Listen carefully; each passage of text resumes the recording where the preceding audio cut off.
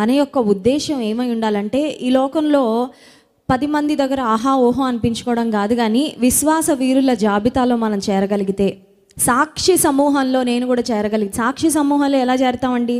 ఒక సాక్ష్యాన్ని ఉన్నప్పుడు. హల్లెలూయా. ఈ లోకంలో ఏమున్నా లేకపోయినా ఒక మంచి సాక్ష్యము ఒక క్రైస్తవునికి గొప్ప ఆస్తి. Your testimony is your greatest treasure and possession.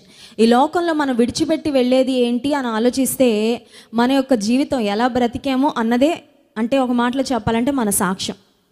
ఒక విశ్వాసికి అత్యంత ప్రాముఖ్యమైనది, విలువ కలిగింది ఏంటంటే సాక్ష్యమే. నా సాక్ష్యం మాత్రం నేను పోగొట్టుకోవడానికి ఇష్టపడను. ఒకవేళ నా సాక్ష్యము, నేను ఒక పర్టికులర్ జాబ్ చేస్తున్నప్పుడు ఆ జాబ్ నేను కాపాడుకోవడానికి అక్రమమైన మార్గంలో వెళ్ళాల్సి వస్తే నా జాబ్ నేను వదులుకుంటాను, కానీ నా సాక్ష్యాన్ని వదులుకోను. పలానా పరిస్థితిలో నా క్యారెక్టర్ విషయంలో నేను రాజీ పడాల్సి వస్తుంది. ఒకవేళ నాకు వచ్చిన ప్రివిలేజెస్ పోయినా పర్వాలేదు,